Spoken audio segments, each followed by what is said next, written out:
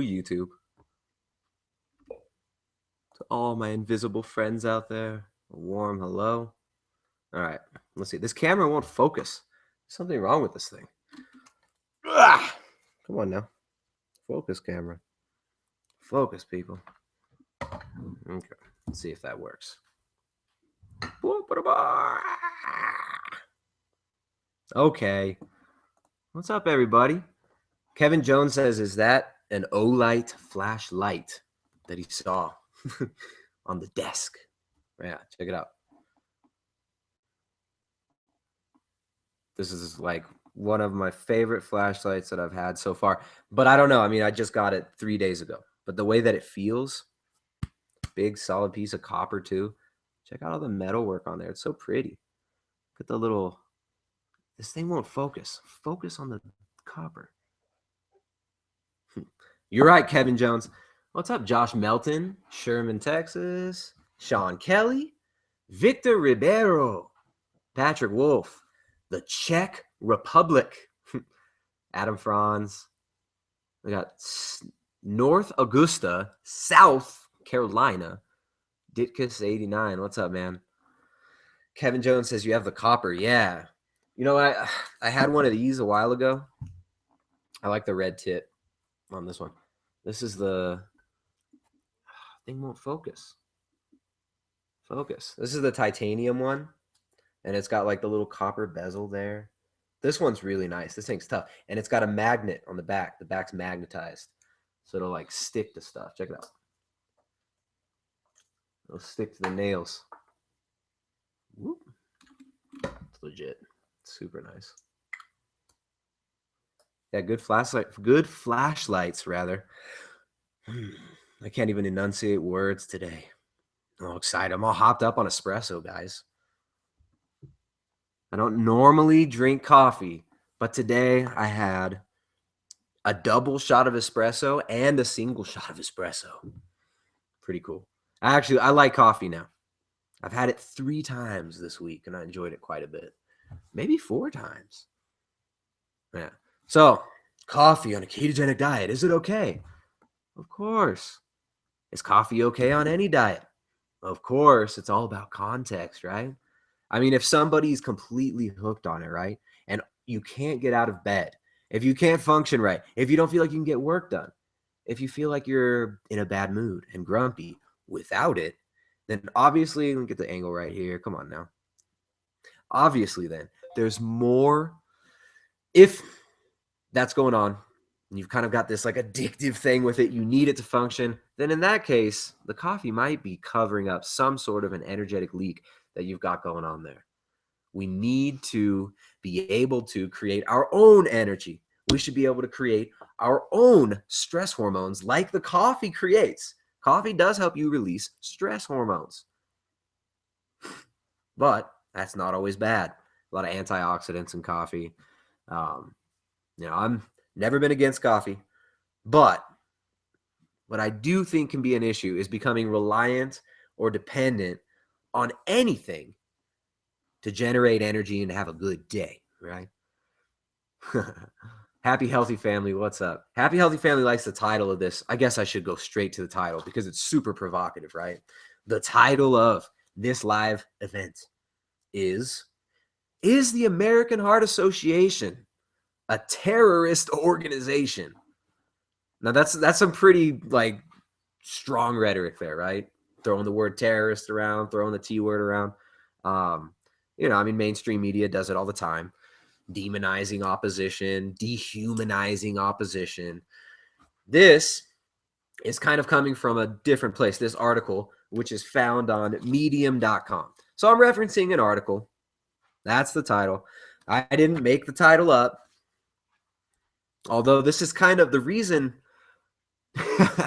Now, I would not have put out a video just titled "Is the American Heart Association a Terrorist Organization?" if it weren't for the context of kind of what's been going on culturally recently. This type of rhetoric, this type of extreme language is becoming more and more abundant. I guess it's a sign of the times, right? So throwing around the word terrorist organization. This is a thought that's come to my mind many, many times before when I think about government organizations like the EPA, the USDA, the FDA, the DEA.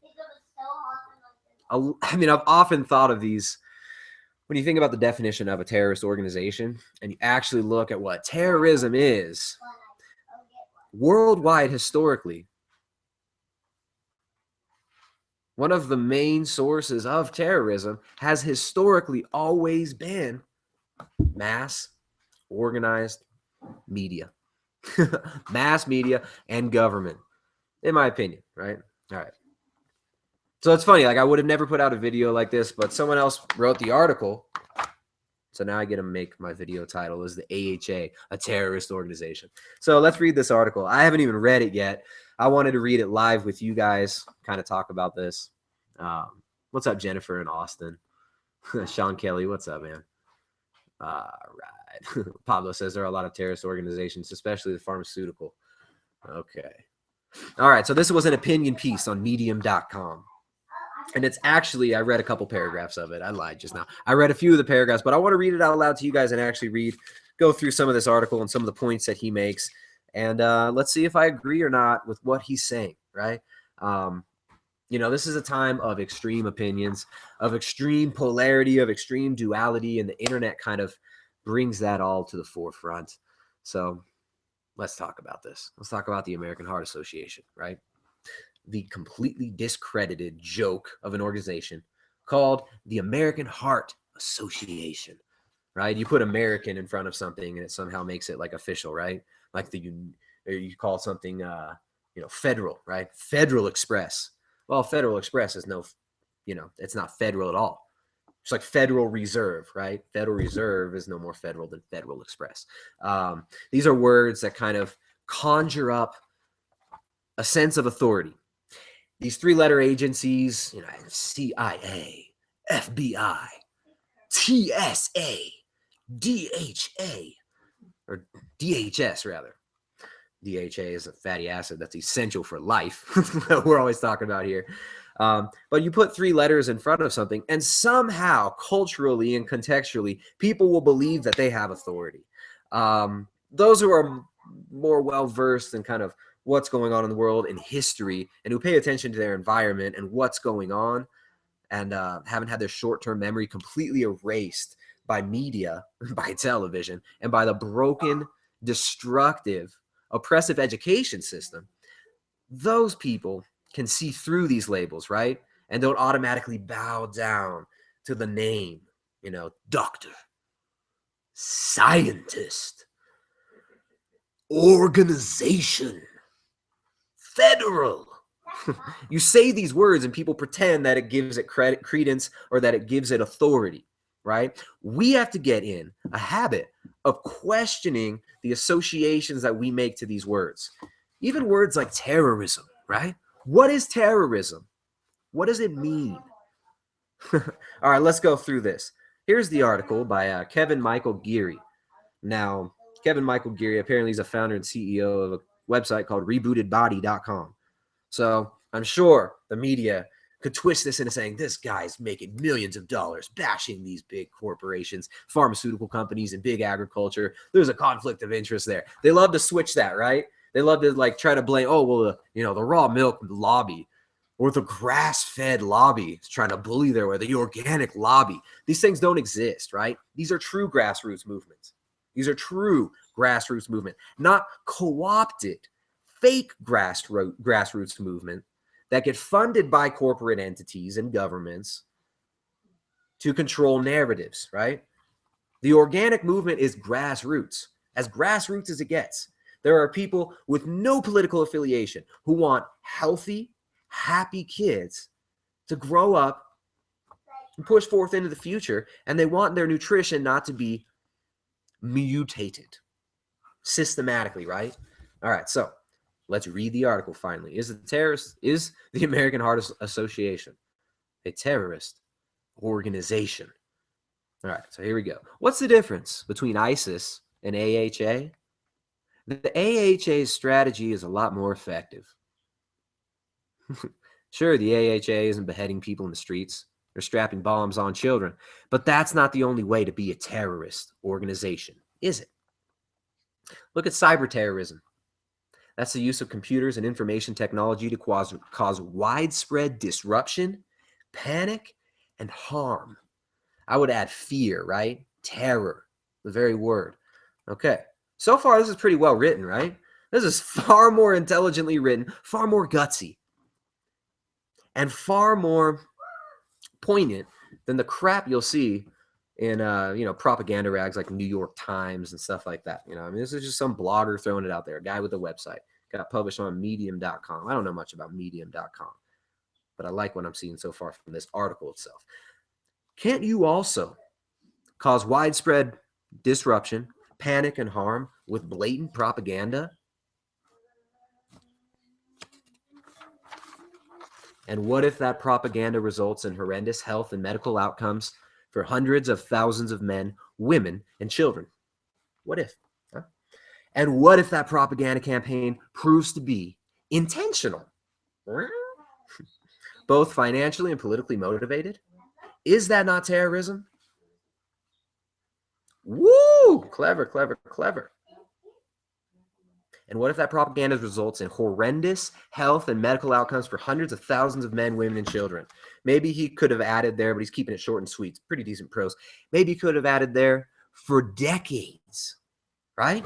Look at the obesity rates since the demonization of saturated fat and the promotion of the toxic waste diet that is the standard American diet now, based on polyunsaturated fatty acid vegetable oils, processed and refined foods, and hypercaloric, very, very energy dense and super satiating, basically weaponized to the human palate junk food. All right, let's keep reading. Who are the American Heart Association? The American Heart Association is the nation's oldest and largest voluntary organization dedicated to fighting heart disease and stroke. Founded by 6 cardiologists in 1924. Our organization now includes more than 22.5 million volunteers and supporters. Wow. We fund innovative research. Oh, yeah? I'd love to see that. Fight for stronger public health policies. We see that. We notice that. Very strong public health policies, huh? Hellish health policies. And provide critical tools and information to save and improve lives. That's great copy for a marketing brochure, but the reality isn't so sweet. The A.H.A. is a front organization, and the bolded area of that copy requires correction for the sake of accuracy. Here is the unseen reality. The research funded by the A.H.A. is very strategic and full of manipulation and con artistry. The health policies promoted by the A.H.A. are favorable to industry partners without regard for the well-being of the general public. Without regard, that's mildly worded, right? I expected this to be a little bit more extreme. I mean, so far, I can't find a single point that I disagree with this author, who titled his article as The American Heart Association, a terrorist organization. Pretty interesting. All right. The critical tools and information put forth by the A.H.A. only have destructive consequences to the health and well-being of the general public. Let's take a closer look, shall we? It's well done so far. All right, the research funded by the A.H.A. is very strategic and full of manipulation and con artistry. That was the first point the author makes. Let's go through and let's see if he's got something to back this up. That sounds pretty strong, right? Con artistry? I mean, this is the American Heart Association. This must be legitimate, right? I mean, started by cardiologists. They have college degrees. They must be smarter than me. The TV tells me that they're smarter than me. I should listen to them. They're authorities. All right, let's keep going. A few days ago, the A.H.A. stole the attention of headlines across the globe with a report that sounded like it was straight out of the 1990s. Dietary fats and cardiovascular disease, a presidential advisory from the American Heart Association. Listen to this propaganda linguistic crap. A presidential advisory, right? I mean, this is what media does, right? They create false authorities out of these stupid celebrities, out of these organizations with no credibility, funded by big industry to propagandize you into putting more energy, money into the nonsense that's being marketed to us. But people are wise to it now, right? That's why this article came out. I didn't even have to write this article. Someone else wrote it for us. It's fantastic. Here we go. I'm only on the first page. It's pretty cool. What's up, everybody? We got Robert, Sean Kelly, Dickus89. Look at all these people watching. Hello, everybody. Thank you for watching. Let's continue with this. All right, now. What do we got here? In this report, the AHA doubled down on their attacks against coconut oil saturated fat because coconut oil increases LDL cholesterol, a cause of CVD, cardiovascular disease. That's a lie. And has no known offsetting favorable effects. We advise against the use of coconut oil. Are you kidding me? Has no known offsetting favorable effects? Are you talking about coconut oil or are you talking about LDL cholesterol? Because LDL cholesterol is required for health. It is required for vitamin D production, for sex steroid hormone production. We need cholesterol, right? How about this? The AHA perhaps is forgetting this fact. People with higher cholesterol have lower all-cause mortality rates, meaning they die less from any cause. Whoa there. Very interesting.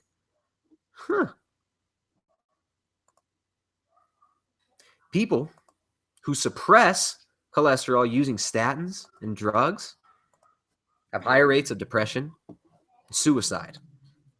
Muscle wasting is caused by these drugs that suppress cholesterol, and brain atrophy is also a side effect, right? But hey, there's cholesterol present in people who have heart attacks, so we better demonize that, right? Let's focus on that. Let's distract people with this and market the statins.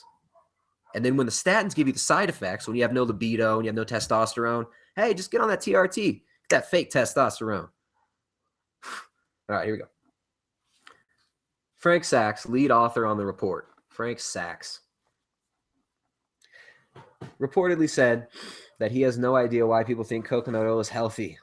Two primary theories underscore their argument. One, the saturated fat increases LDL, that an increase of LDL cholesterol is a cause of cardiovascular disease. This is the second point.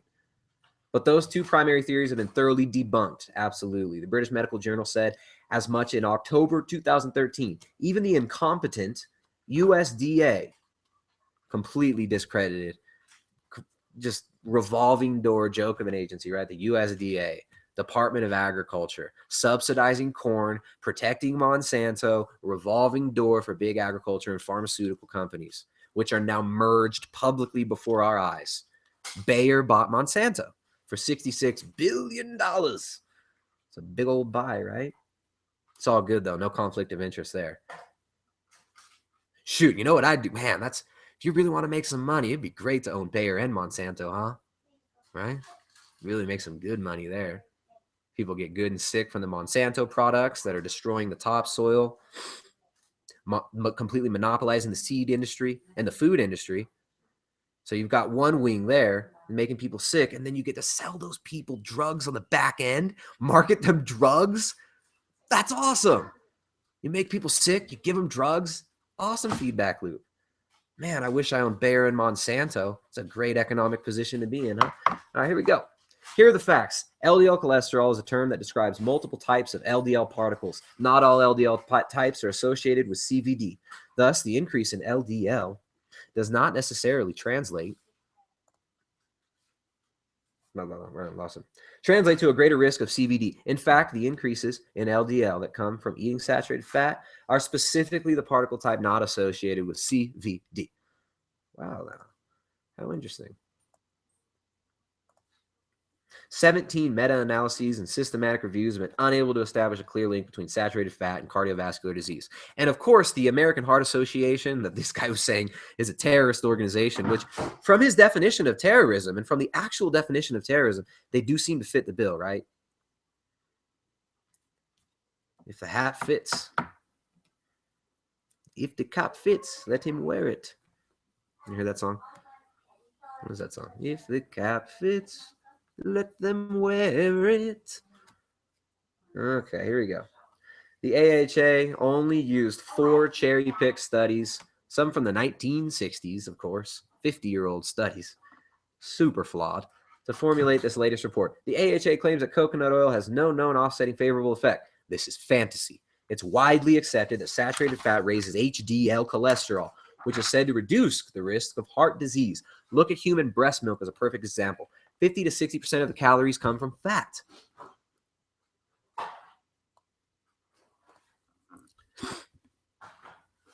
With nearly half being saturated fat. Totally true. This supplies babies with up to 6 times the percentage of cholesterol than the average adult eats. Wow. What a thought. Man, we should probably regulate breast milk, right? You know what's funny? There was a CNN report not too long ago, and this person, I forget what organization, what 3-letter agency or which fake title this person was propped up as a false authority through. But this guy was saying, or I think it was a woman saying that breastfeeding is unnatural. That breastfeeding is totally unnatural. Come on now, all you hippies trying to breastfeed your kids, completely unnatural. What's up, none your business? You're right. You got the song, but that's what's that track called? Forget what it's called. Ditka says half the victims of heart attack have normal cholesterol. That's very true. That's totally true. Ditkus, how about this fact? Of the people who do have heart attacks, those with elevated cholesterol have higher survival rates, far higher survival rates. I forget the exact number, but it was absurd. How crazy is that? All right. Robert S. says motivated self-interest. All right, here we go. Let's do some more here, guys.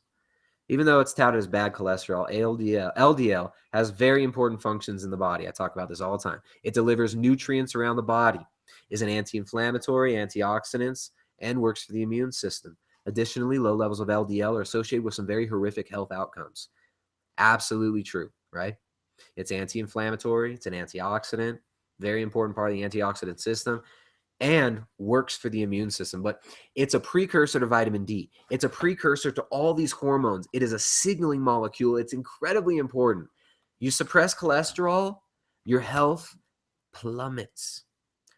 Why? What pharmaceutical companies promote, and even government policy, why would it promote the suppression of cholesterol with all of the proven health schisms that it creates, all the problems that it creates? It's absurd.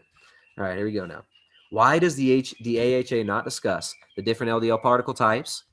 Well, because why would you go into detail about it, right? There's no need to actually educate people when your job is to confuse and confound people and propagandize, right? Now, my point here is not just to beat this to death and to beat on this dead horse that is the completely discredited modern pharmaceutical, media, military, industrial crap that gets pushed on us through this propaganda. My goal is not to sit here and talk about this ad nauseum. I want to point this out so that people can see it for what it is, right? We need to do our own research. We need to question the things that we're told. We need to look at these things in depth, right? Don't just take some article or some blog, even just like this one, right? Don't just take what he's saying for granted. Do your own research. Question what he's saying. If you hear something that sounds really important, these data points, look it up for yourself. Research it. Read the studies for yourself. Don't just take what I say as gospel. Don't just take what the AHA says as gospel, because obviously, as demonstrated here in this really well-written article from this dude on medium.com. It's published on medium.com. It's just a random guy that wrote this. All right, pretty well written so far.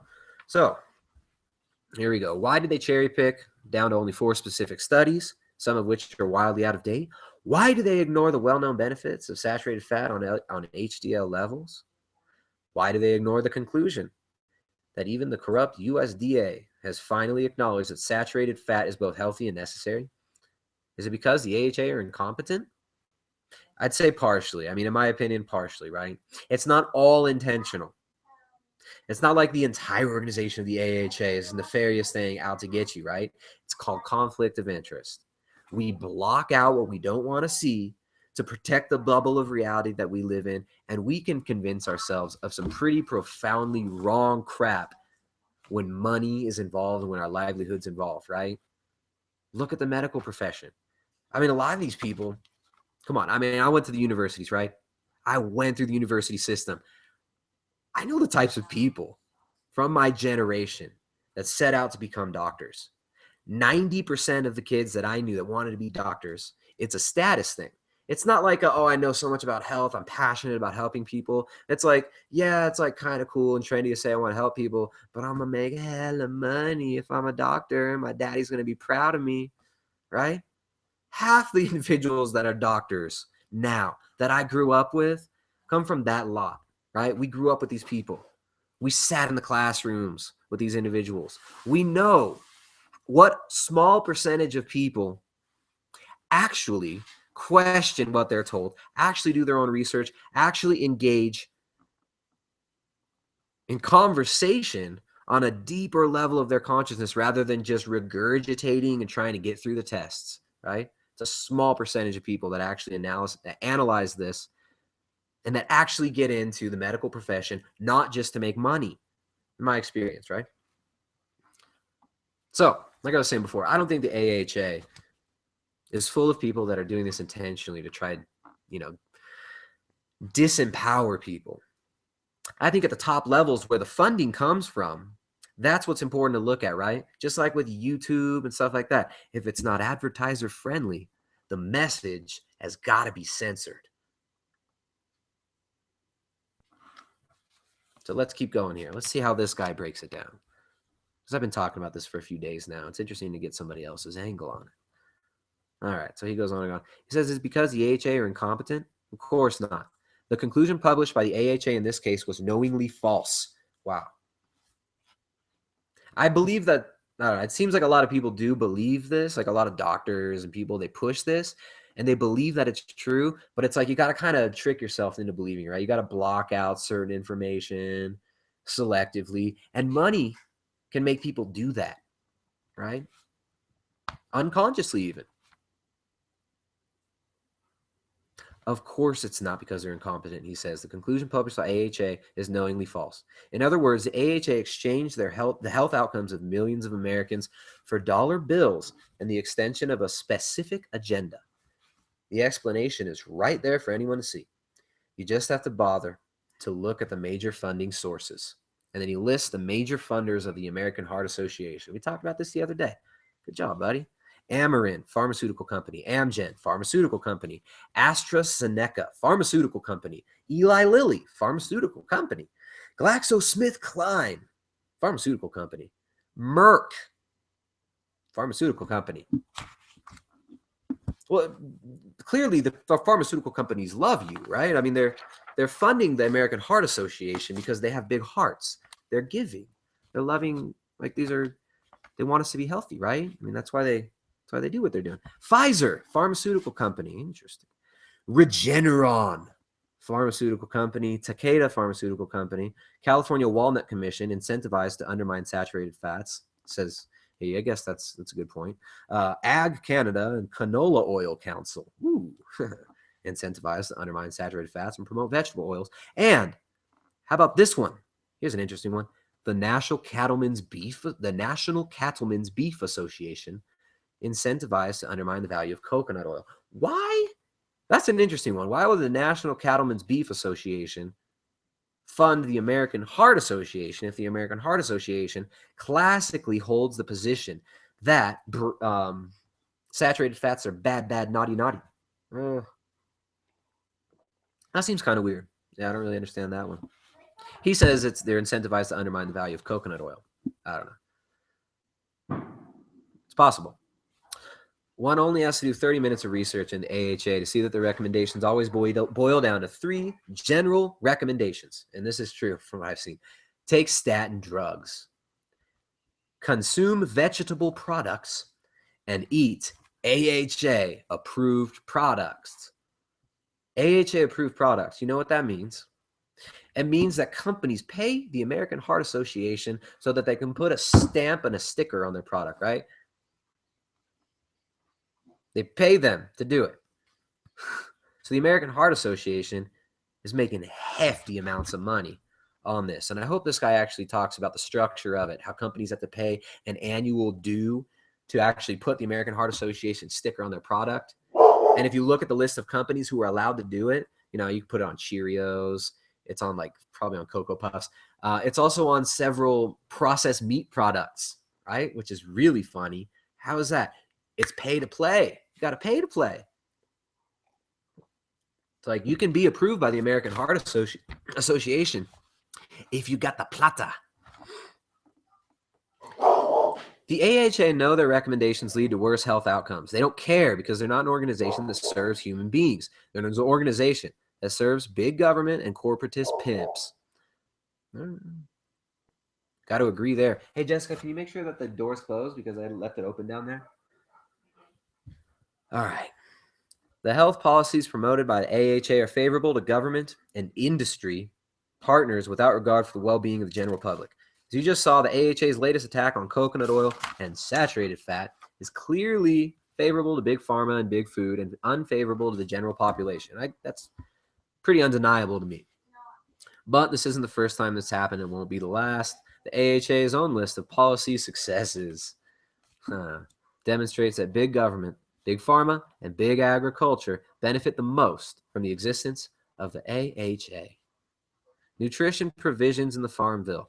This dealt mainly with promoting and expanding the SNAP program, a program that fails in practical execution unless you consider creating negative health outcomes for the poor and minorities a win. And then it lists all these laws that they were able to bully into legislation that basically create red tape all around these terrible dietary practices that promote disease and dysfunction among the people. The list goes on in a similar fashion. It seems the AHA is mostly interested in expanding the scope of government, right? Most of their initiatives focus on federal funding, Medicare, insurance, and entitlement programs. We're talking about billions of dollars in public policies. All right, so you see the cash flow, right? Circular cash flow. But what is there to show for it? Nothing good. Preventable health outcomes are worsening. More people than ever are on statin drugs. The cost of insurance and medical care has skyrocketed. The food industry is in shambles, with 2/3 of food products containing inflammatory vegetable oils, fake sugars, and chemical substitutes to artificially reduce fat and calorie counts. There are two ways to look at it. Either the AHA have failed in their initiatives, or they've succeeded tremendously. At the end of the day, the government, the AHA, and their big industry partners have all won. Their history of enrichment continues. The only losers are the consumers. All of us, right? You're welcome to look at the AHA's list of policy accomplishments yourself. The vast majority of them are evidence the AHA is primarily a lobbyist group. And then when the government needs something from them, they're suddenly showered in grant money. The money flows both ways. The critical tools and information put forth by the AHA only have destructive consequences to the health and well-being of the public. Okay, here we go. It talks about how they push the low-fat craze. Here we go. Doctors who dispense AHA advice are complicit in the process. That's interesting. Even though most doctors have done very little research on nutrition, absolutely true. They choose to dispense AHA advice from behind a white coat and a respected credential, right? You hide behind the bought and paid for title. You dispense vending machine information from corporate lobbyists that are detrimental to the health of the people, right? To me, it seems that they would be complicit, right? You should be half intelligent enough to question your so-called masters. You don't even call them your masters. You don't even realize it, but you bow to them energetically. You bow down to the name because you think it'll give you credibility, because you're afraid to stand up for what's true, because you're afraid of losing credibility among the discredited group that you hang with. Lemmings kick it with lemmings, right? All right, here we go. He says this propaganda dispensing is still happening to this day. Here are some snippets of advice taken directly from the AHA's website. Select fat-free and low-fat 1% dairy products. Huh? So what is a low-fat dairy product? That's basically sugar, right? Prioritize fruits, whole grains, and low-fat dairy over protein. Low protein. Low fat, low protein. The best choice for your health is a liquid margarine or a soft margarine in a tub. Soy milk is a good substitute for high sugar drinks. Rice cakes and whole grain crackers are good snacks. Instead of whole milk, 1 cup in a recipe, use 1 cup fat-free or low-fat milk, plus 1 tablespoon of liquid vegetable oil. Ooh. Instead of sour cream, use low-fat unsalted cottage cheese, plus low-fat or fat-free yogurt, or just use fat-free sour cream. Instead of regular potato or corn chip, enjoy pretzels or low-fat potato chips, reduced sodium versions. It's a joke, right? That's the type of advice the AHA is peddling. But that's not where the destruction of the public health ends. What about the AHA speak of? Talks about this calculator they put out. All right. Next section, AHA defrauds consumers with their heart check stamp. This is crucial. This is awesome.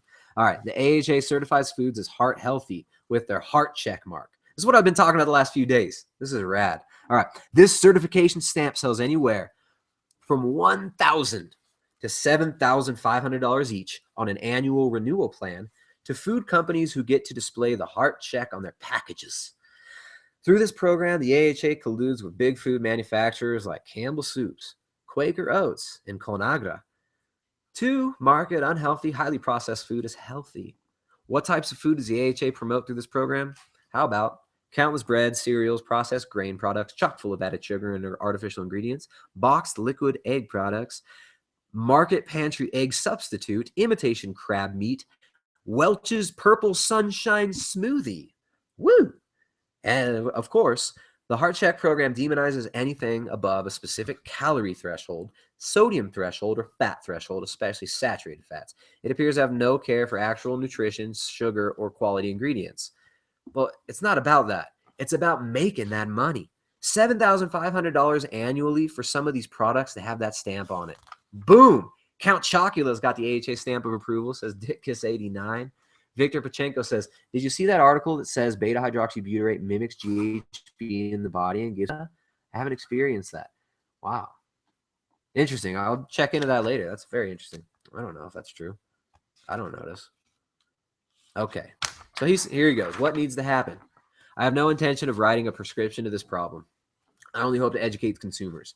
The damage of the AHA has done and continues to do to the health of Americans is unfathomable. Complicit in this disaster are big food, big pharma, and big government. Kind of all the same now, right? Big food and big pharma have just consolidated before our very eyes with the purchase by Bayer of Monsanto. Look up the history of Bayer. Where'd Bayer come from? What have they been involved in the last century? Now they own Monsanto. Incredible, right? Big food, big pharma, now one. Conflict of interest, anybody?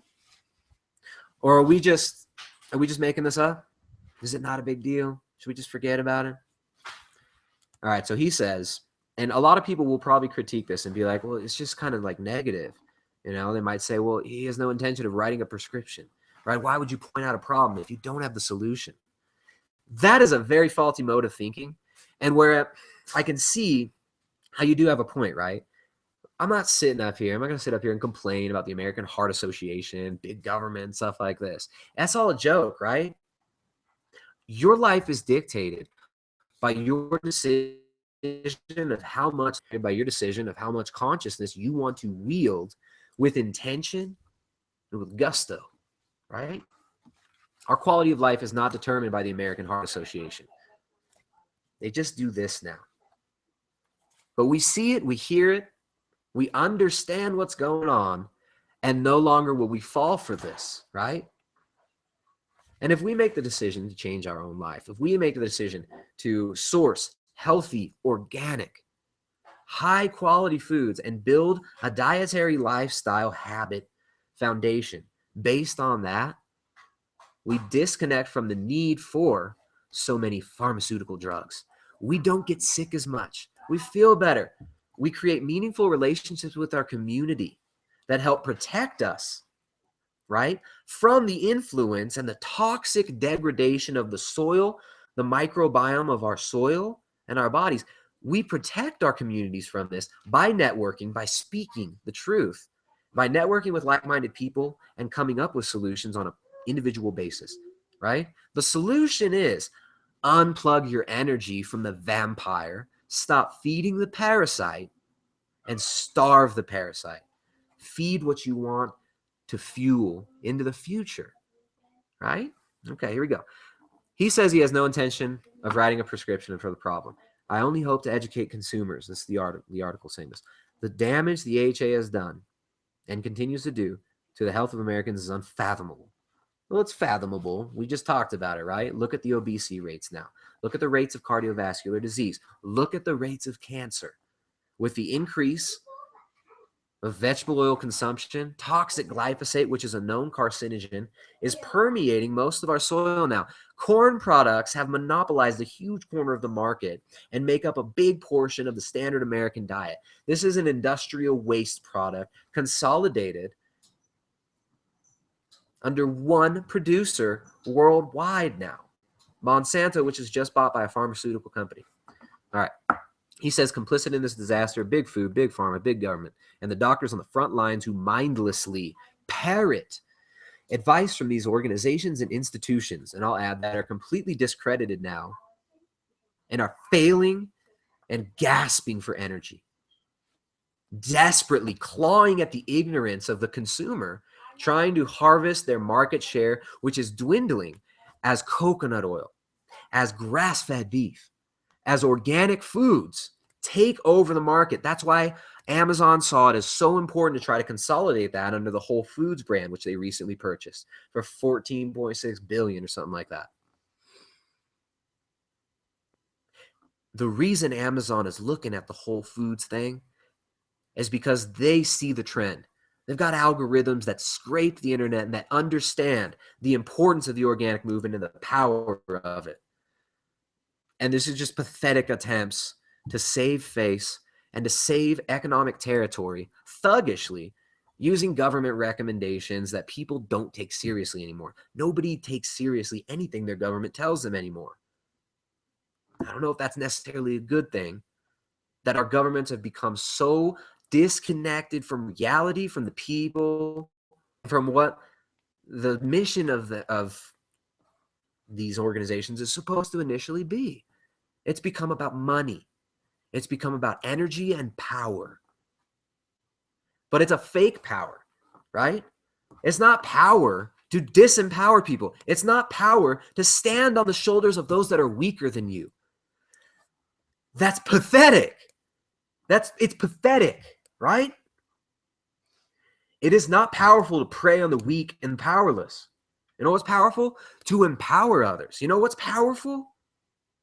To create a sustainable and livable present. You know what power is?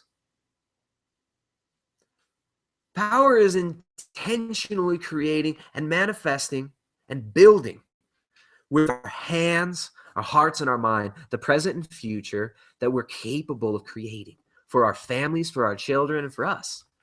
That's power. Power is not sucking up like a vampire the life force of weak, stupid people, right?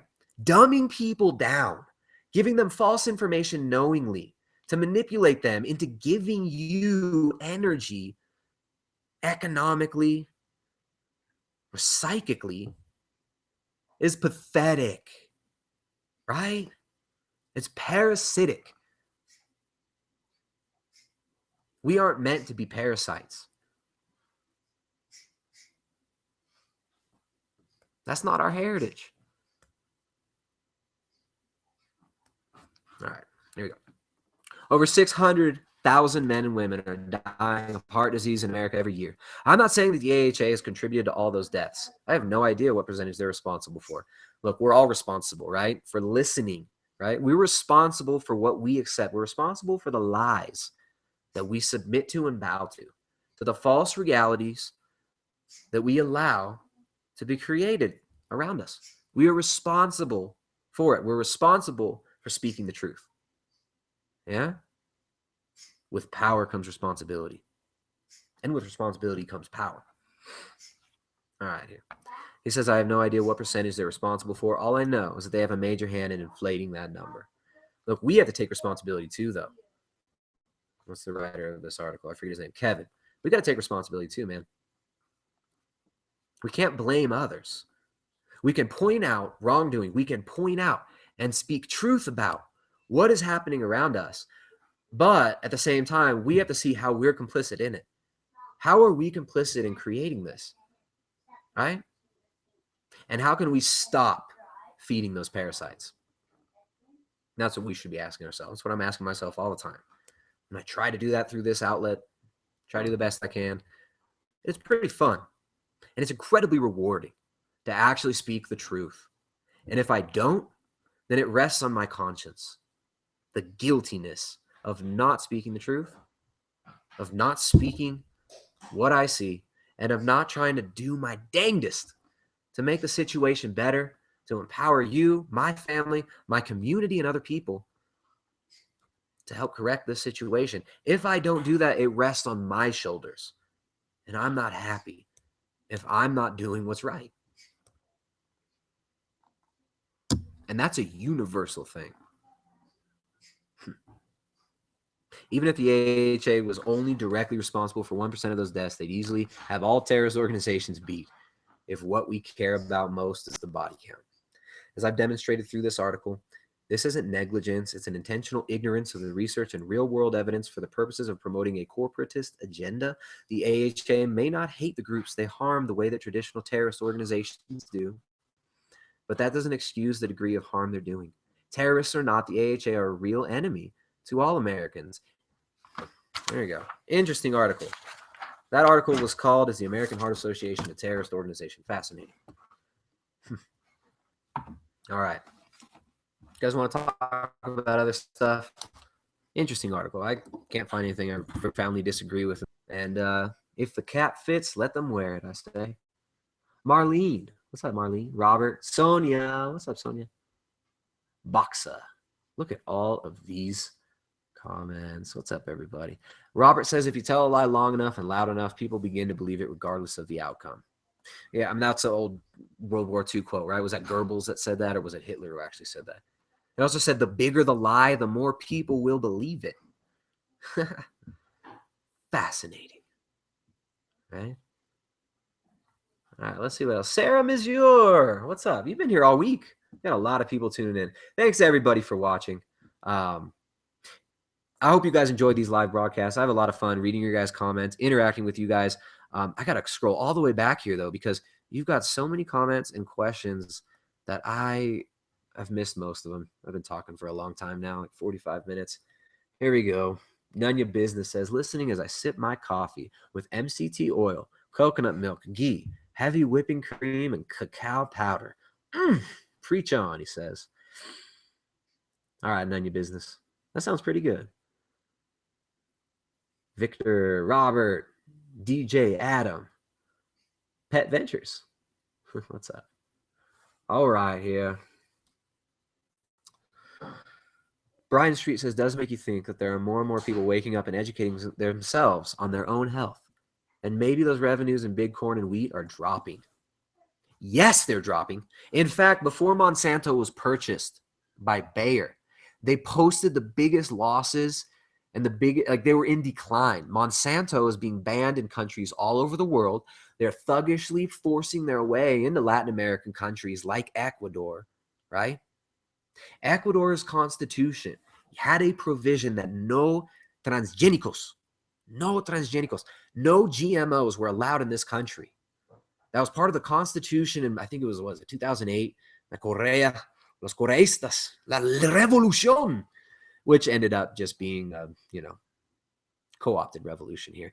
Anyways, the Correísta government, the new constitution said that there would be no GMOs. But now, 8 years later or something, or 10 years, however long it's been, the government is now allowing Monsanto in. They're opening the doors to come and destroy the genetic heritage of the corn grown in Ecuador. Peru has banned Monsanto. Peru has a great genetic heritage seed, not bank because it's not consolidated, right? But the seed supply in Peru As far as like heritage crops, hundreds of varieties of potatoes, hundreds of varieties of corn, many of which are super high in antioxidants, are super beneficial, and contain all types of medicinal compounds, right? These have been grown for thousands of years in the Andes, on the coasts. And we're talking about heritage foods that have been around for millennia. Monsanto goes into areas, forcefully markets, bully market pamphlets, promising money. They use greed. They go to the lowest common denominator in our consciousness, right? More money, more power. It's a fake.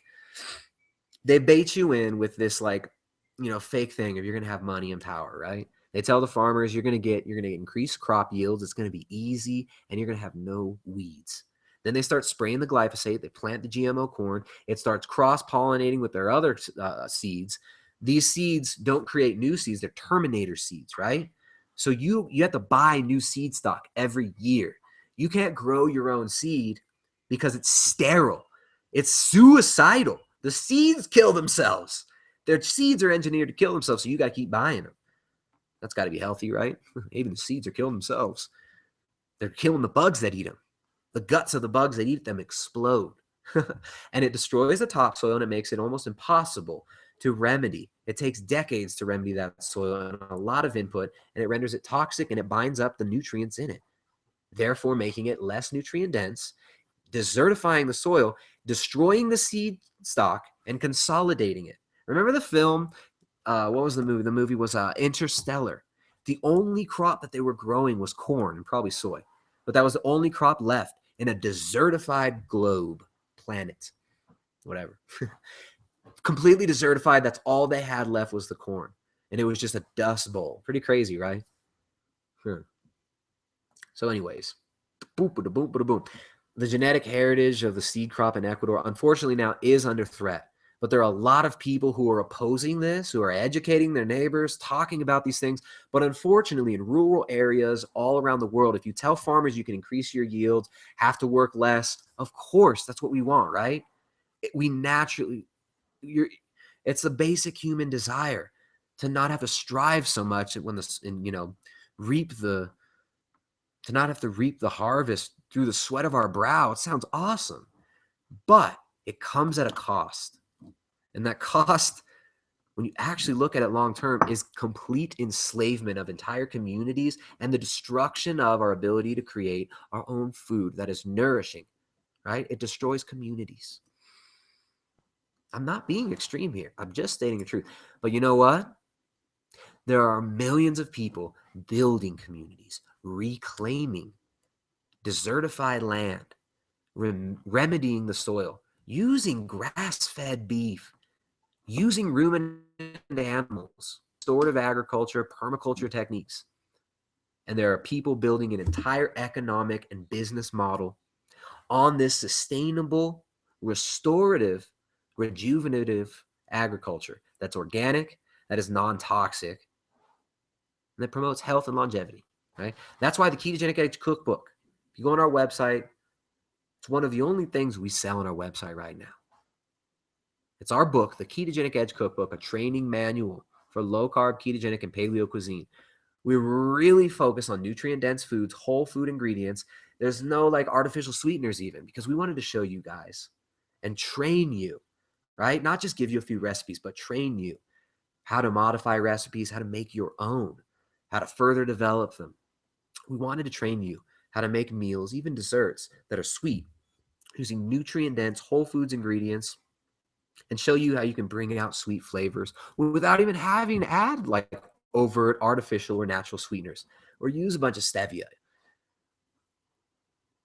The cookbook focuses solely on nutrient-dense foods, and we talk about sourcing local organic produce, grass-fed beef, and the reasons why we focus on this are exactly the reasons why we're talking about today.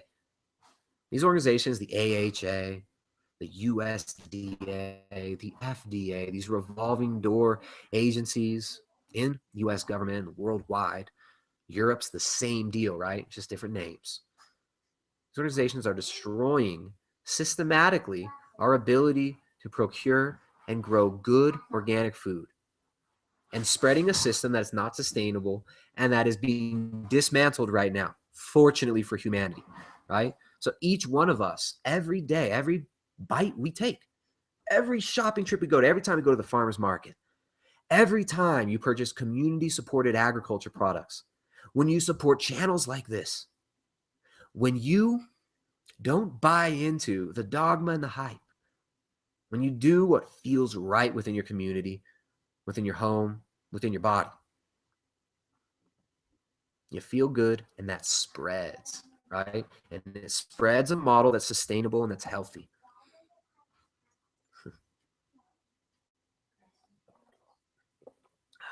So Brian Street, absolutely. Profits are dropping for big agriculture companies because of the groundswell, the true grassroots demand for high quality food. Because people are intelligent. People are naturally intelligent. People are naturally beautiful, strong, and noble. We have to be trained from an outside source to be dumb. We have to be placed in a box.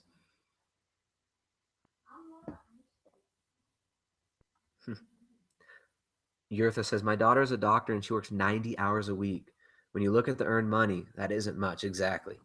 And that's how you keep them repeating the lies. These people don't have time to do research on their own. They're busy doing 15-minute checkup meetings where you barely even get to know what's going on in your client's life. You look at a few different markers, you give them a drug, and you send them out of the room. That's the standard model.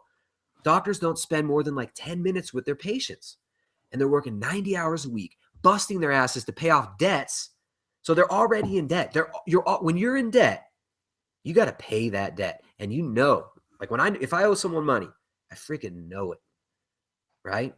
So these people, they go into debt, they go to school for many, many years. They get out, hopefully can get a job or, some sort of practice.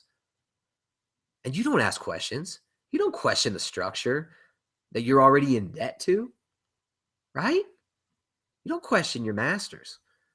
That's the system. It's unfortunate, and it doesn't mean that all doctors are dumb or that all doctors are misled. There's plenty of highly intelligent doctors that do question it, that do step outside of that paradigm, and that actually want to help people, and that actually seek, not just say they want to help people, but actually take the steps to educate themselves and empower themselves to truly help people. There's a lot of doctors that are now. A lot of the functional medicine stuff's going on too. This is fantastic.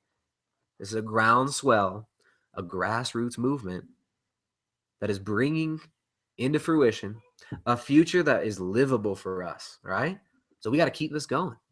And when we see things like this, we should point it out, right? I'm not trying to be negative and just beat a dead horse here, but come on, people. We got to call a spade a spade. Nate Good says, if you're healthy, they don't make money. So why would they want to tell you how to not make them money? Interesting way of putting it. Pet Venture says, you got to love the ridiculous drug names. Warfarin, Eliquis, Farxica. I see war and farce. Farce. That's funny. Who thinks of this crap? All right. Robert S. says, we need a grass-fed beef association. Not so sure that that's the way to go about it, but hey, more power to you. If you're going to do it, do it. Might already exist.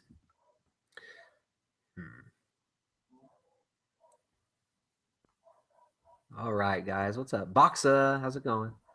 Stu Brew says the A.H.A. last week issued a sweeping advisory on saturated fats to clear up, but coconut oil is conspicuously absent from that list of the healthy ingredients.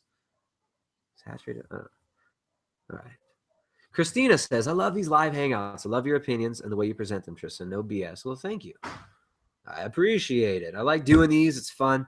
I was just going to do a normal video on this article earlier, and I figured I'll do a hangout, talk to people. I don't know. I like it more like this. It's more raw. It's more real. It's more fun, right? Thanks for tuning in. Robert, Boxa, Winter Lion, what's up? Benjamin Scally says was from white to wheat bread. I don't know what he's talking about. Tanya Eubank says Google Bayer and their dealings in World War II. Yeah, that's when they were IG Farben. So look at the history of IG Farben, Bayer Pharmaceutical, and after World War II, there's a lot of interesting stuff too. Fascinating history. Okay. What else is going on here? Stu Brew, what's up, man? Marlene says, my first month on keto, I was great. No hunger, no cravings, etc. I'm only into my second month. What's the problem? I have a question about nasty body odor. My husband is doing great, but smells bad. He only drinks about 48 ounces of water a day. Wow, sounds like he's quite dehydrated. And if you're dehydrated like that, Marlene, when you do a ketogenic diet, acetone levels increase, especially on the breath and in the blood. Acetoacetate, beta hydroxybutyrate, all these ketones are being pumped out in large quantities, and we're not used to dealing with them and using them yet, right? In the beginning of a keto diet, ketones are much higher. So in the beginning, some people can have like keto breath when they have those excess ketones that their body doesn't know what to do with during the transition phase. And if he's dehydrated, that's going to compound the problem, right? It's like if you think about your pee. It's kind of gross, right? But think about your pee. If you drink a lot of water, which I've been doing today because it's hot and dry. If you drink a lot of water, your pee gets really clear. But if you dehydrate yourself, it gets all yellow. So it's the same thing. It's like his sweat and stuff. It's not diluted. He needs more water. And you got to realize, too, that it's going to pass, right? Okay.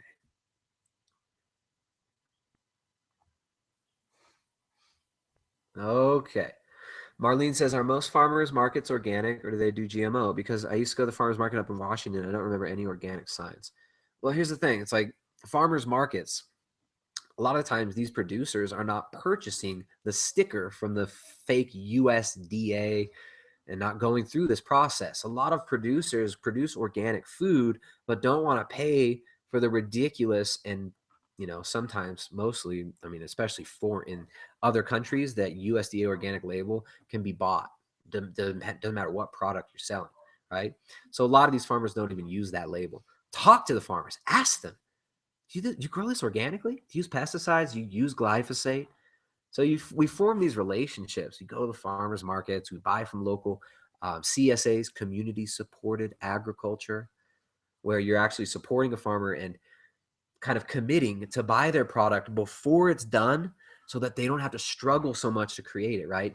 The industrial agriculture model makes it more expensive, more difficult to produce and market in stores organic foods because of the stupid regulations, right? Like there's some places where the cucumber, if it has too much of a curve, you can't sell it.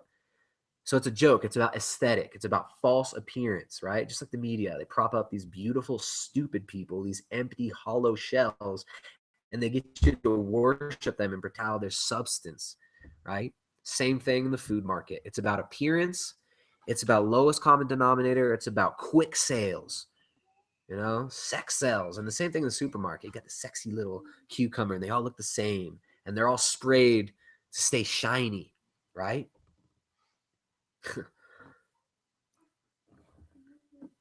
Okay.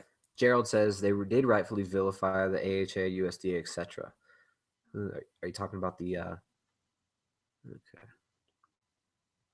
All right, Tanya. What's that, Tanya?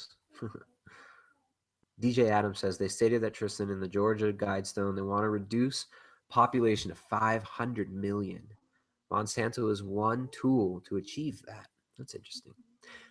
Robert S says they'll just buy organic companies and then lower the organic standards. All right. But that doesn't matter, right?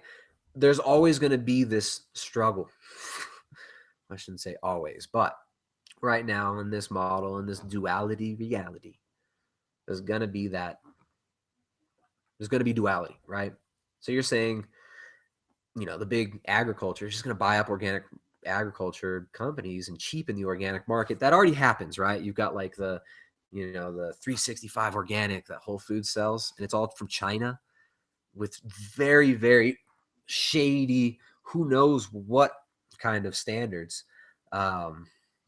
So you've already got that happening. That's going to happen. It's bound to happen. Everybody, there's always going to be people who try to skirt the system. And now you see Amazon.com purchasing Whole Foods. So you're seeing an attempted consolidation of the organic food, but I wouldn't worry about it so much. If we continue to support local producers, we continue to buy directly whenever we can, not through middlemen, right? That's why when we sell products, we go directly to the farmer. We do it ourselves. We go directly to small family organic farms in the Andes of Peru, on the coast of Peru. We don't have much on our website right now, but got some announcements coming. But we source these organic foods directly. There's no middleman. We make sure that it's high quality. So there's no funny stuff, right? That's what goes on in the food industry. Lots of funny stuff. All right. Tanya Eubanks asked the question, how much nutrition education do general practitioners even receive? Not very much, right? Flytrap Factory, what's up?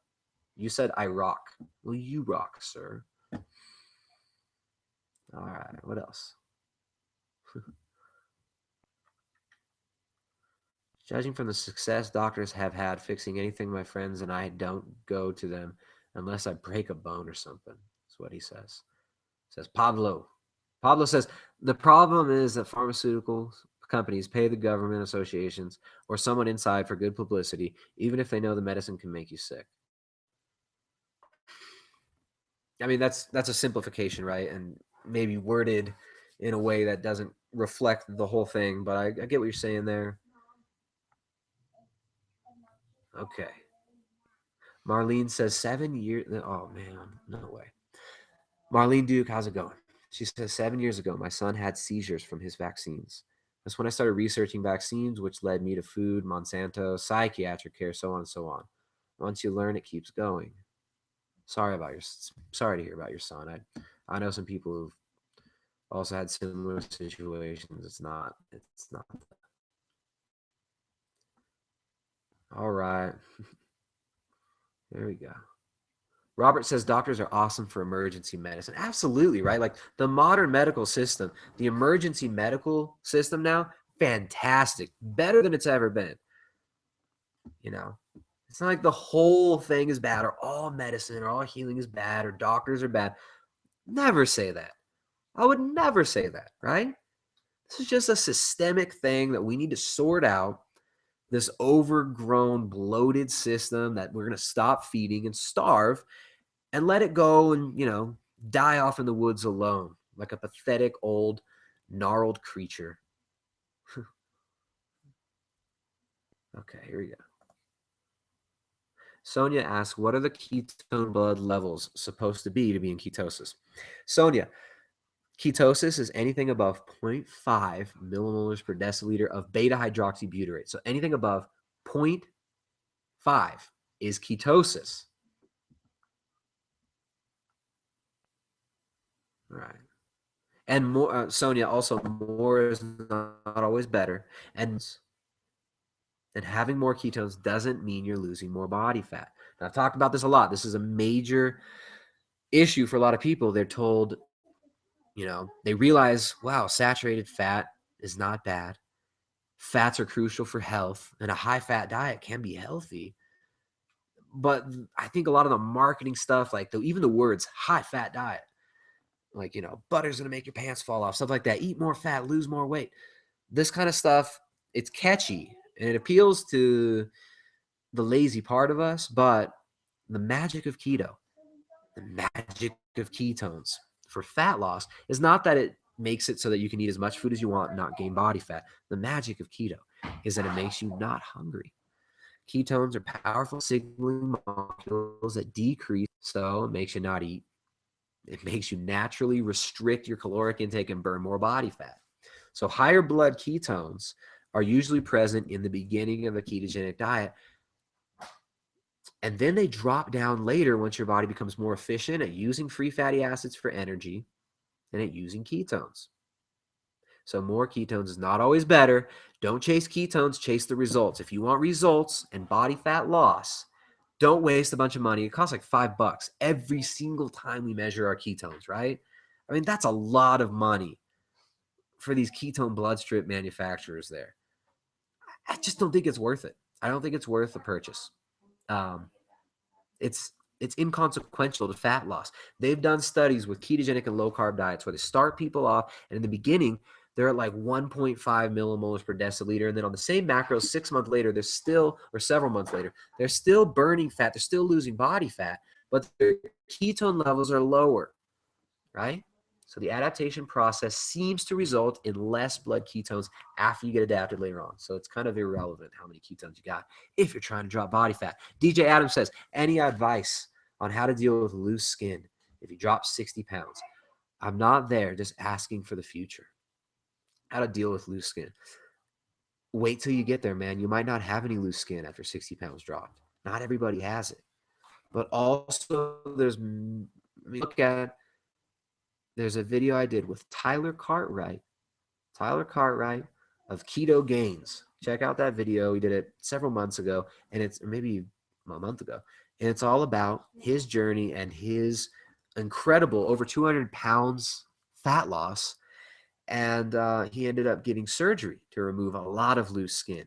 And he talks about his experience with that. So I check out that podcast.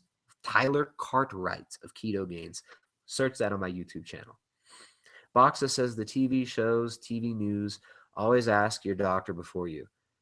Brush your teeth with, I don't know what you're talking about. All right. Let's see.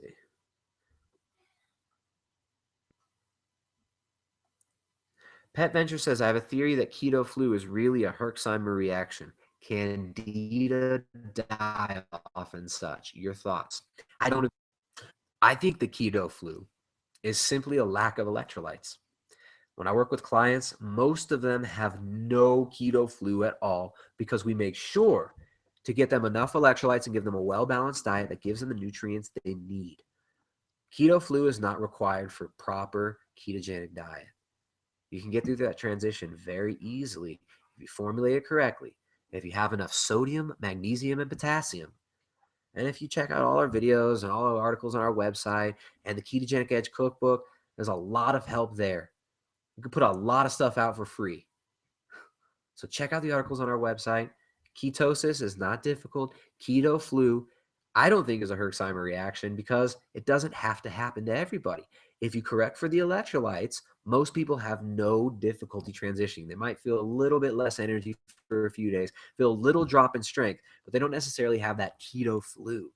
Now, some people do seem to have a huge shift in gut bacteria. Loads of people have bacteria imbalance, candida overgrowth, fungal overgrowth, all kinds of problems with gut dysbiosis. Of course, this can be exacerbated by dietary changes, but I wouldn't say that keto flu is that, right? They could both happen at the same time and be kind of a perfect storm, but it's not so simple. Boxa says, Amazon buying Whole Foods is interesting. I don't like it one bit, man. I mean, like I'm not, Whole Foods has done a lot for the organic market, but at the same time, it's done a lot of harm. I would much rather promote smaller local health food stores as your source for food. It's half the price most of the time. Like when we lived in Santa Cruz, Whole Foods opened up a location. The prices were way higher than you could get stuff at like Staff of Life or what's the other one? I forget what the other one was in Santa Cruz. Greenleaf? New Leaf. Yeah, New Leaf and Staff of Life. You could get way better products there at a way better price than you could at Whole Foods. So you're always in a local health food shop. Whole Foods has massive markups, massive overhead, and puts a lot of money into marketing and kind of bullying their way into market share, and they're not that fair to producers. And there's some shady stuff going on there sometimes with their business practices. But it's still spreading organic, and it still opens people up. And it made organic kind of trendy, which is really, it's actually good for the environment. I'm grateful for what Whole Foods did. Not so stoked on Amazon owning them. Amazon, whose biggest contracts are government, whose biggest contracts come from the Central Intelligence Agency to do their data clouds. Amazon was in the red, was not profitable until they started getting $600 million starting in 2013. They got $600 million contract with the Central Intelligence Agency, $600 million. Before that, they were like $39 million in the red in 2012. Then in 2013, they were in profit. They were profitable after a $600 million contract with the government through the CIA. And then Jeff Bezos went and bought the Washington Post for $250 million. The circle continues. So I'm not so hyped on Amazon buying Whole Foods.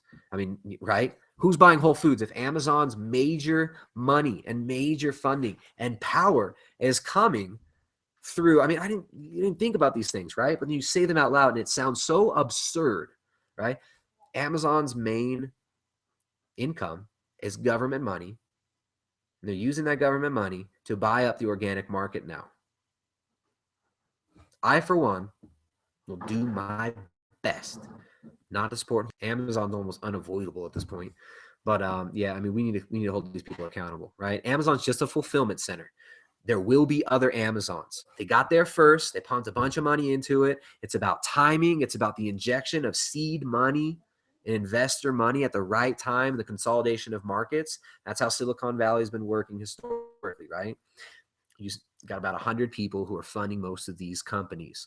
They get together, they pool their money, they all put a few $1,000 in. Then the ones that take over the biggest market share, these same individuals pool their money together and buy it again. They buy at the next level. Then it gets as big as Whole Foods, something like that. I mean, these are pools of money. It's a very incestuous thing. All right. So, anyways. Boom, boom, boom. Boxa says Trader Joe's is way down on quality compared to years ago. I'm sorry to hear that. I used to really like Trader Joe's. I mean, I think they're, as a company, I don't know. I don't know much about them anymore, but I've always thought Trader Joe's was pretty legit. Sucks to hear that they've gone down in cost. Boxa says I shopped 2 times at Whole Foods and couldn't afford the air in the store. Yeah, Whole Foods is way overpriced. There's another weird thing about Whole Foods is it makes people think that all organic foods are overpriced when that's not the case. If you purchase your foods directly from producers, go to farmers markets. If you go directly to the producers, you get them much cheaper. All right. Ollie says, does high stress block keto adaptation? I heard stress raises blood sugar, which kicks you out of ketosis.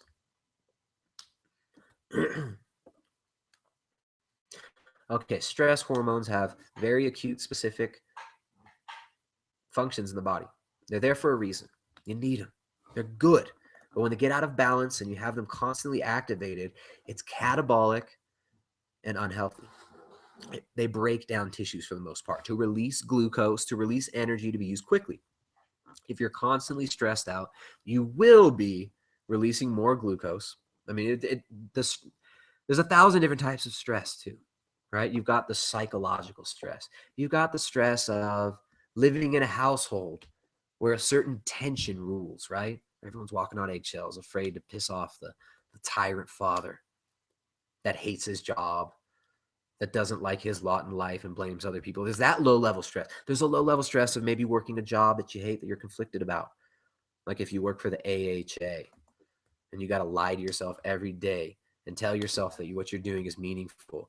Shoot, if you're a doctor and you're $200,000 in debt from your education and you're living in a crap and you're spending all this extra money just to try to start a practice, and all you want to do is recuperate your income so you feel like you're not enslaved, but you're constantly having to prescribe statins and these other things that you've heard all these stuff about. So subconsciously, you know it's wrong. You know it's not complete. You know it's not really helping people, but you don't feel like there's a way out. There's that stress. There's also just the stress of not sleeping enough, of like a new mother, like my amazing wife, Jessica, who barely ever sleeps because she's got a little baby chewing on her titty all night long, every night. Those little sharp teeth that are popping through his gums. That's a low-level stress as well, right? She loves him so much, but not sleeping is a low-level stress. Then if you go in and you try to adapt to a new diet or you try to exercise a bunch, which creates more oxidative stress. If you try to put yourself on a ketogenic diet, which is stressful in the beginning because you're changing fuel sources. Your body's used to the glucose. You pull it out, your body's like, oh, what are you doing? Those deep breaths feel great, right? If I come up here and I talk for so long, I don't get such deep breaths. So anyways, there's all those stresses. Stress of not breathing or having enough oxygen. There's all these different potential stressors. And adapting to keto can most definitely be an added stressor, and all those stressors can make it harder to adapt or even make it unadvisable for you to try a ketogenic diet because you don't want to stress yourself out so much in that transition. Speaking to a friend of ours in town, I was in there editing our book, our next book, which is going to be amazing. Editing it in town, I saw a friend, and she had a huge bag of kale. It was like 10 pounds. Like, what are you doing with all that kale? Like, you're kind of assuming, like, what are you doing, the vegan juicing thing? Like, what's going on? Like, a friend of mine wants to lose some weight. She had a baby a couple years ago. She's got a son who could lose some weight. She wants to lose the weight. She's like, no, we're probably going to like saute it all up in some butter. She told me it was chard. It wasn't kale. I was like, wow, that's a lot. She's like, yeah, we're all doing, she's my son and my husband, like this keto thing. And I'm doing a little bit. I still have a little bit of sugar just because like when I cut it out too low, my blood sugar goes crazy and I don't feel well. And I was like, that's crazy. I showed her, here's the book we're editing right now. Check it out. It's funny. Like, I've known you for a while and you didn't even know. We've got this website. That's what we do. We've been talking about keto for years. And she's like, oh, that's awesome. So I told her, give you a copy of the book and I hope you enjoy it. But I told her straight up, it's probably better for you to eat more carbohydrates because she has a baby who's 6 months old, who's breastfeeding. She hasn't done keto before. And her blood sugar levels are like her stress levels are high rather. So her blood glucose, when you don't sleep much, one night of missed sleep will give you pre-diabetic blood glucose numbers, right? So I shared this with her. It's probably better if you eat a little bit more carbohydrates, still give yourself the fats you need, give him those good saturated fats, eat the fish, give him the fats that he needs through your breast milk. But it's probably best if a woman like that who's under a lot of stress doesn't adapt right now. Like, wait till you're not so stressed so you can handle the stress to adapt. And of course, I'm not a doctor or medical professional. I am not sanctioned by the medical priesthood to dole out advice, right? You got to go to like the American Heart Organization, the A.H.A. Association for the truth. I'm just speaking gibberish, right? Only the authorities know. But yeah, it's not always advisable to do keto if you're stressed out. It can just be another stressor. And you don't want that if you want fat loss. If you want fat loss, stress has to be kept low. We have to be kept in balance, right? All right. What else? What's going on, people? All right, wait, where's the questions? What's your recommendation on alcohol drinking while on keto? All right, you're going to drink alcohol on keto, you will be more sensitive to it. When you drink, it's going to hit you a little harder, right? Like one drink might feel like 2 drinks or 3 drinks used to feel. So be ready for that. I would suggest if you're going for fat loss, eat before you drink. Don't eat when you're drinking or after you drink, because usually it's the poor decisions that happen after the drinking, which negatively affects us, right? You drink, you want to soak up the alcohol, like, have a few drinks, like let's get some pizza, soak it up, or let's eat this junk food to soak it up. Avoid that mistake and you'll be fine. Pace yourself. You'll be sensitive to it. And know that you're not going to be burning fat when you're drinking alcohol. You're not going to burn carbohydrates when you're drinking alcohol. You have to clear the alcohol from the system first because it's toxic if it builds up. So that's my advice to you there. Okay. Robert says, I grew up in Germany and trust their food more than the USA food. That's all right. So there's a lot of people that spend time, in the US and Europe and in South America. Many of these people find that when they eat wheat in South America and Europe, they don't get the negative effects that they get when they're in the US, that they don't get the inflammation from these foods, these grains and stuff like that they get when they're in the US. You know what the difference is? The glyphosate, there's less GMOs and different seed stocks. Very, very interesting. And this is, of course, anecdotal. Yeah. All right.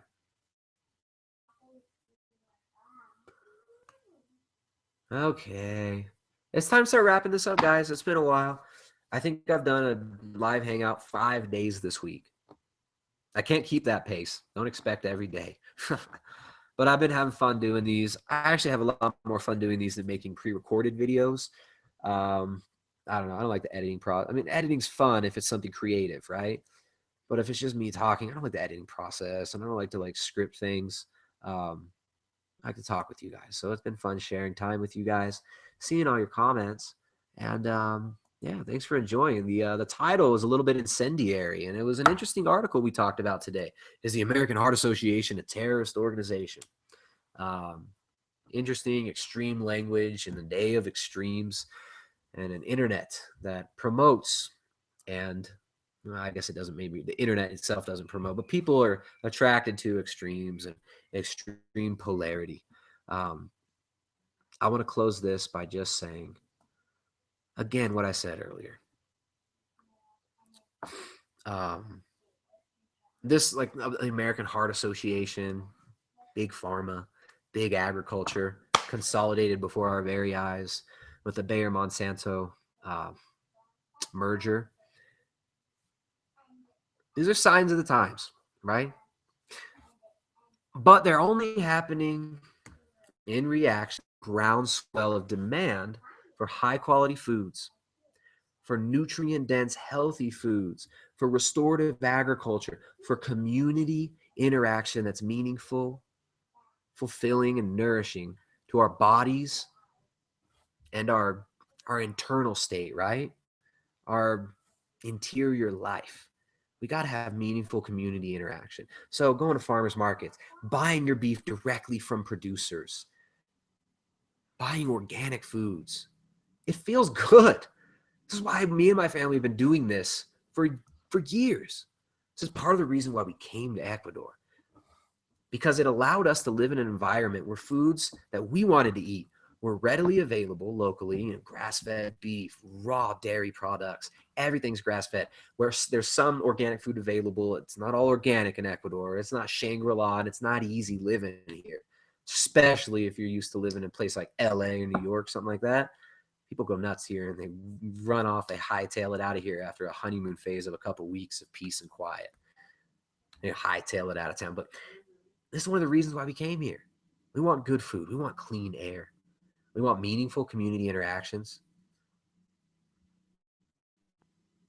Deepen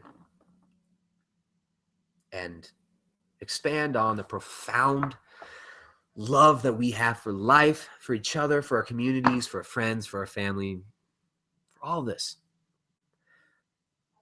It's up to us to change at an individual level. You're not going to stop unconsciousness, right? The forces of unconsciousness that drive people to react to and submit to greed, to lust for power, for fake power, right? Don't submit to that. Question. Disconnect from the parasites you're feeding and feed the future you want to give to your children, right? It's a day by day thing, moment by moment thing. We're always voting with our dollar. Our economic activity is meaningful and helps us to create the present and future we're able to. It's at hand. The future is at hand. Eternity sits on the tip of your tongue. So speak the right one into existence. I'll see you guys next time. You can find more at primaledgehealth.com. If you want to support this channel, check out the Ketogenic Edge Cookbook. Not even if you want to support this channel. If you want to support your health, if you want to support your journey, if you're doing a lower carbohydrate diet or just trying to formulate a healthy diet that includes healthy fats, the training manual for low carbohydrate, ketogenic, and paleo cuisine is available exclusively at primaledgehealth.com. Check it out. You're not going to find it on Amazon. You're not going to find it at Whole Foods. You're not going to find it anywhere else but primaledgehealth.com. It's available in ebook format. And we're very happy to be able to share this with you guys. So check out primaledgehealth.com. We are creating the future every day and every moment with the decisions we make and our actions, both externally and internally, right? In here and in here. For those of you listening, pointing my head and my heart. So, all right, guys, thanks for watching. We'll see you next time. Check it out, primaledgehealth.com. Is the American Heart Association a terrorist organization? Maybe. But how are we complicit in defeating the system? And how can we disconnect our energy from it and feed something else? See you guys next time.